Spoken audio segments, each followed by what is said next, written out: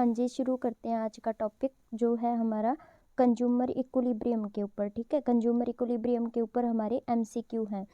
तो ये टॉपिक हम शुरू करने से पहले सबसे पहले मैं आपको बता देती हूँ कि मैं जो है लेक्चरर की तैयारी करवा रही हूँ। जैसे एसएसटी की अभी पोस्ट आ रही है ना, उसमें इकोनॉमिक्स का पार्ट आएगा। तो उसके लिए कोई भी स्टूडेंट मुझसे कांटेक्ट करना चाहता है तो वो कांटेक्ट कर सकता है। मैंने यूट्यूब के कम्युनिटी बॉक्स में, ठीक है, कम्युनिटी बॉक्स में टेलीग्राम का लिंक दिया हुआ है, तो वहाँ पे आप मुझे मैसेज कर सकते हैं और मुझसे बात कर सकते हैं। ठीक है, तो चलिए शुरू करते हैं आज का टॉपिक। तो आज का जो टॉपिक है वो कंज्यूमर इक्विलिब्रियम पे है। तो फर्स्ट हमारा क्वेश्चन है, what does the term marginal, marginal का क्या मतलब होता है? तो मार्जिनल का मतलब होता है एडिशनल। देखिए, जैसे आप मार्जिनल यूटिलिटी निकालते हो तो आप लोग क्या करते हो, जो हमारी टोटल यूटिलिटी गिवन होती है तो उसमें से आप माइनस करके निकालते हो ना। फॉर एग्जांपल जैसे टोटल यूटिलिटी 2 है, फिर 4 है, फिर 6 है, तो मार्जिनल किस तरह से निकालोगे? अगर मैं बात करूं मार्जिनल यूटिलिटी की, तो आप लोग क्या करोगे, फर्स्ट बॉक्स ऐसे ही रखते हो और 4 में से 2 गया, 2 आ गया ना, 6 में से 4 गया 2, तो इस तरह से आप लोग क्या निकालते हो, मार्जिनल यूटिलिटी। तो मार्जिनल यूटिलिटी को आप क्या बोलते हो, एडिशनल। तो इसका जो फर्स्ट ऑप्शन है वो बिल्कुल राइट है। इसके बाद सेकंड जो हमारा क्वेश्चन है, विच of the flowing must be true when the marginal is negative. जब मार्जिनल हमारी नेगेटिव है देन क्या होगा? मोस्ट इम्पोर्टेंट क्वेश्चन है ये वाला, क्योंकि इसका जो डायग्राम है वो काफ़ी इम्पोर्टेंट है। तो सबसे पहले मैं आपको डायग्राम बता देती हूँ। जैसे आप दो डायग्राम बनाते हो, एक तो आप टोटल यूटिलिटी बनाते हो, टोटल यूटिलिटी, उसके बाद आप मार्जिनल यूटिलिटी बनाते हो, है ना। तो मार्जिनल यूटिलिटी में आप किस तरह से बनाते हो, जब ये मैक्सिमम है तो ये वाली लाइन इस तरह से आएगी, यहाँ पे MU बनाते हो आप, है ना, इस पॉइंट पे ये कट करती है।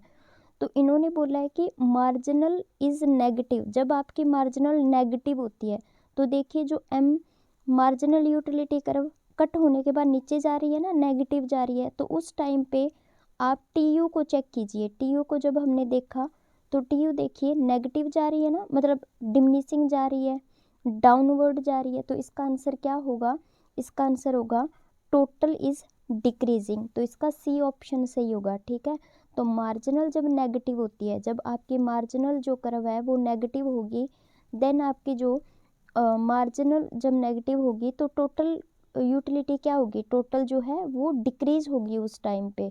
तो इसका C ऑप्शन सही है। इसके बाद नेक्स्ट क्वेश्चन है, utility is generally related to, हमारी जो यूटिलिटी है वो किससे रिलेटेड होती है? तो अगर हम बात करें तो वो सेटिस्फैक्शन से रिलेटेड होती है ना। अगर मैं नेसेसरी की बात करूं तो नेसेसरी गलत होगा, क्योंकि नेसेसरी में तो ये होता है कि हमने कंज्यूम करनी ही करनी है, यूटिलिटी है या नहीं है ना। और यूटिलिटी का मतलब सेटिस्फैक्शन होता है, यूजलेस तो हो नहीं सकता, यूज़फुल भी नहीं होता, क्योंकि आप लोग यहाँ पे थोड़ा सा कंफ्यूज हो जाओगे एग्जाम में कि यूज़फुल आएगा या फिर सेटिस्फैक्शन आएगा। तो यूटिलिटी का मतलब क्या होता है, सेटिस्फैक्शन। ठीक है, तो इसका A ऑप्शन जो है बिल्कुल राइट होगा। देन हमारे पास है next question, what is the law that define the demand curve to slope downward. जब आपकी डिमांड जो कर्व है वो डाउनवर्ड होगी, है ना, ये तो आप जानते ही हो कि डिमांड कर्व डाउनवर्ड होती है, यहाँ पे प्राइस होता है, यहाँ पे क्वांटिटी होती है, तो वो किससे रिलेटेड होती है, डिमिनिशिंग मार्जिनल यूटिलिटी से, यूटिलिटी मैक्सिमाइजेशन से, यूटिलिटी मिनिमाइजेशन से, या फिर कंज्यूमर इक्विलिब्रियम से। तो इसका जो राइट आंसर है वो क्या होगा, डिमिनिशिंग मार्जिनल यूटिलिटी। अब डिमिनिशिंग मार्जिनल यूटिलिटी क्यों होगा, क्योंकि जो लो है हमारी डिमांड का वो किससे रिलेटेड है, ये धीरे धीरे जिस तरह से हम क्वांटिटी इंक्रीज करते जाएंगे, है ना, आप भी जानते हो जैसे जैसे क्वांटिटी को इंक्रीज करेंगे हमारी डिमांड जो है वो डाउनवर्ड होती जाएगी, है ना। तो क्यों हो रही है डिमांड डाउनवर्ड, इसका कारण क्या है? इसका कारण ये है कि जो डिमिनिशिंग मार्जिनल यूटिलिटी का कॉन्सेप्ट है वो यहाँ पे लागू होगा। तो हमारी जो यूटिलिटी है, मार्जिनल यूटिलिटी है, वो क्या होगी, डिमिनिशिंग होगी। तो इसका A ऑप्शन जो है राइट होगा। देन हमारे पास नेक्स्ट क्वेश्चन है, why are indifference curve convex to the origin. जो हमारी इंडिफरेंस कर्व है, अगर मैं इंडिफरेंस कर्व बनाऊं तो आप इस तरह से बनाते हो ना इंडिफरेंस कर्व, वो कन्वेक्स क्यों होती है उसके बारे में आपने बताना है। तो आपको पता है कि आप लोग 2 गुड्स लेते हो, है ना, 2 गुड्स लेते हो कन्वेक्स पे, तो उसमें जो हमारी 2 गुड्स है वो परफेक्ट कॉम्प्लीमेंट्री होती है या फिर इम्परफेक्ट सब्स्टिट्यूट होती है या परफेक्ट सब्स्टिट्यूट होती है, या इनमें से कोई ऑप्शन सही नहीं होगा। तो सबसे पहले मैं राइट आंसर बता देती हूँ, इसका राइट आंसर क्या होगा, B option, 2 goods are imperfect substitute. 2 goods क्या होगी, इम्परफेक्ट सब्स्टिट्यूट होगी, क्योंकि अगर मैं परफेक्ट सब्स्टिट्यूट की बात करूँ तब तो आप जानते हो जो हमारी कर्व है वो बिल्कुल स्ट्रेट लाइन बनेगी, ठीक है, बिल्कुल स्ट्रेट लाइन बनेगी, पर जब वो इम्परफेक्ट सब्स्टिट्यूट है तो वो कन्वेक्स बनेगी, है ना, ये वाली जो कर्व है ये क्या होती है, कन्वेक्स होती है।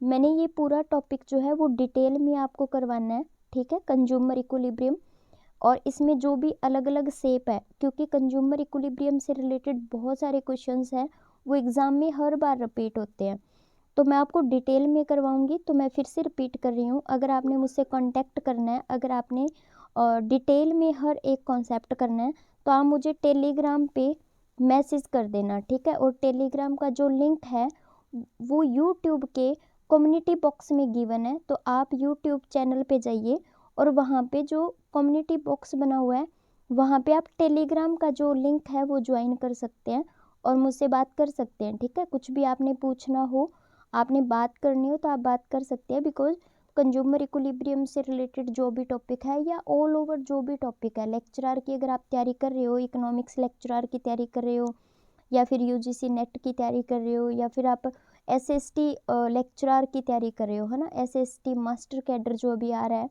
उसकी अगर आप तैयारी कर रहे हो तो आप लोग मुझसे कांटेक्ट कर सकते हैं, बिकॉज मैं हर एक जो टॉपिक है वो डिटेल में करवा रही हूँ, तो आप पर्सनली जो है मुझसे स्टडी कर सकते हैं, क्लियर। तो यहाँ पे जो डिटेल में टॉपिक है इसकी अलग अलग शेप होती है, लाइक अगर मैं कॉम्प्लीमेंट्री की बात करूँ तो इसकी कॉम्प्लीमेंट्री की शेप ये वाली होती है, अगर मैं परफेक्ट सब्स्टिट्यूट की बात करूँ तो बिल्कुल स्ट्रेट लाइन होती है, और इम्परफेक्ट सब्स्टिट्यूट की बात करूँ तो वो कॉन्वेक्स होती है, तो इसका जो राइट आंसर है वो क्या होगा, बी ऑप्शन होगा।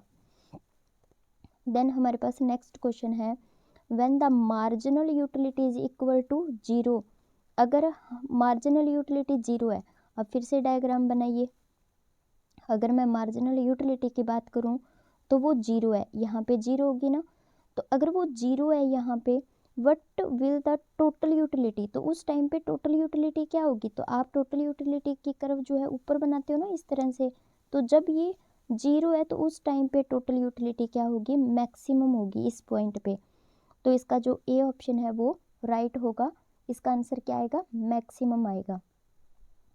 इसके बाद 7th क्वेश्चन है हमारे पास, which of the flowing is the basic of diminishing marginal utility, diminishing marginal utility के बारे में पूछा गया है, तो इसका आंसर क्या होगा, बेसिक बताना आपने, मार्जिनल यूटिलिटी आपने किया ही हुआ है, वो किससे रिलेटेड है ये आपने बताना है, लॉ ऑफ डिमांड से, लॉ ऑफ रिटर्न से, लॉ ऑफ सप्लाई से, या नन ऑफ द अबव, या इनमें से कोई आंसर नहीं आएगा, तो इसका जो राइट आंसर है वो क्या होगा, लॉ ऑफ डिमांड, ठीक है, लॉ ऑफ डिमांड।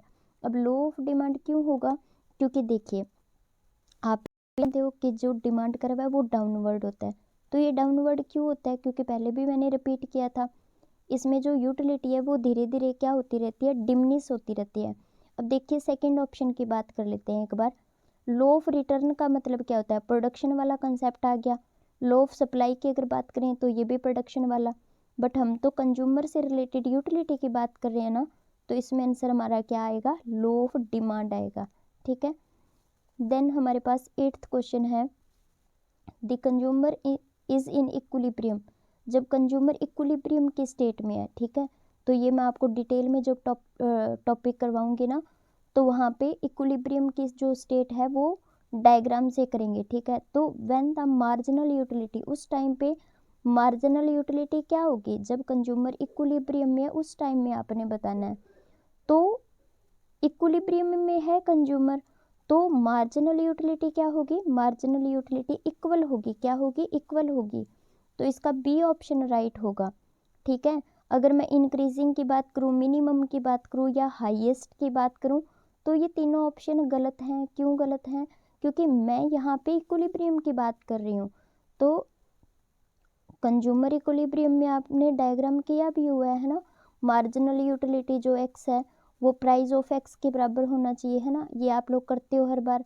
तो इसमें क्या होता है कि मार्जिनल यूटिलिटी है वो क्या होती है, इक्वल होती है। तो इसका बी ऑप्शन राइट होगा। इसके बाद नेक्स्ट हमारे पास क्वेश्चन है, why is the consumer spending restricted. वो खर्चा करेगा, आपको पता है कंज्यूमर स्पेंडिंग करेगा, तो वो रिस्ट्रिक्टेड क्यों होती है ना, मतलब बाउंडेशन क्यों लगी होती है उसके ऊपर। तो इसके ऑप्शंस हैं, due to the utility maximisation, क्या यूटिलिटी मैक्सिमम हो जाती है, या फिर बजट कंस्ट्रेंट के कारण, या फिर डिमांड कर्व के कारण, या फिर मार्जिनल यूटिलिटी के कारण। तो इसका जो राइट आंसर है वो क्या होगा, बजट कंस्ट्रेंट। क्योंकि कोई भी पर्सन है, आप भी जानते हो, इनकम है उतना ही वो खर्चा कर सकता है ना, जितनी इनकम है उतना ही वो खर्चा कर सकता है। तो इनकम के अकॉर्डिंग आप लोग क्या बनाते हो, बजट बनाते हो, है ना, बजट कर्व। यहाँ पे अगर हम एक्स और वाई लेके चले, या फिर आप यहाँ पे वाई भी ले सकते हो, यहाँ पे एक्स भी, कुछ भी जैसे आपने बनानी हो, है ना, कर्व। तो इसमें आप लोग इतनी जो है बजट के अकॉर्डिंग बनाते हो। तो ये भी मैं आपको डिटेल में करवाऊंगी विद डायग्राम, तो वहाँ पे आपको अच्छे से समझाऊंगी कि बजट लाइन किस तरह से बनाते हो। फाइनली आप यहाँ पे इतना समझ लीजिए कि जो पर्सन है, जो कंज्यूमर है, उसके ऊपर बाउंडेशन क्यों लगी होती है, वो खर्चा जो है बहुत ज़्यादा भी नहीं कर सकता बिकॉज ऑफ बजट। जितना उसके पास बजट होगा, जितनी उसके पास इनकम होगी, उतना ही खर्चा करेगा ना। तो इसका बी ऑप्शन जो है वो राइट होगा। देन हमारे पास नेक्स्ट क्वेश्चन है, व्हेन MU इज पॉजिटिव, जब हमारी मार्जिनल यूटिलिटी पॉजिटिव है। देखिए फिर से डायग्राम बनाते हैं हम लोग, ये है टोटल यूटिलिटी, यहाँ पे हम लोग बना लेते हैं मार्जिनल यूटिलिटी, ठीक है। तो यहाँ पे तो आपको पता है ये मैक्सिमम हो ही गई। अब ये पॉजिटिव है, ये वाली जो यहाँ तक कर्व है तो डाउनवर्ड, इट्स ओके, बट है तो पॉजिटिव ना। फिर जीरो हो गई, उसके बाद नेगेटिव हो रही है, तो ये पॉजिटिव है। उस टाइम पे टोटल यूटिलिटी क्या हो रही है, आप देखिए टोटल यूटिलिटी क्या हो रही है। तो टोटल यूटिलिटी क्या हो रही है, इंक्रीज हो रही है ना। टोटल यूटिलिटी क्या हो रही है, इंक्रीज हो रही है। तो इसका डी ऑप्शन जो है राइट होगा। तो आप डायग्राम माइंड में रखिएगा, इससे जो है क्वेश्चंस आप इजीली कर सकते हो। क्लियर? तो आज यहीं तक करते हैं, नेक्स्ट सीरीज में नेक्स्ट MCQ करवाऊंगी। और अगर आपने, मैं फिर से रिपीट कर रही हूँ, अगर आप SST मास्टर कैडर की तैयारी कर रहे हो, जिसमें इकोनॉमिक्स का जो पार्ट आएगा, और इकोनॉमिक्स लेक्चरर की अगर आप तैयारी कर रहे हो, या फिर NTA नेट की अगर आप तैयारी कर रहे हो, तो डिटेल में अगर आपने टॉपिक करने हैं तो आप मुझसे कांटेक्ट कर सकते हैं। तो टेलीग्राम का लिंक गिवन है, आप वहाँ पे मेरे को मैसेज कर सकते हैं, ठीक है। तो मैं आपसे बात करूँगी, और मिलते हैं नेक्स्ट वीडियो में।